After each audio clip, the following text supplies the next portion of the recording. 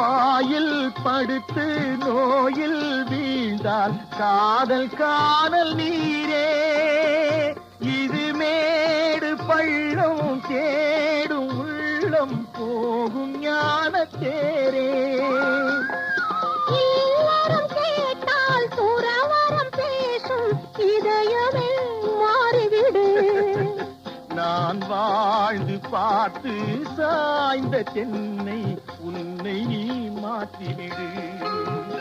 இது கால தேவனின் கலக்கம், இதை காதல்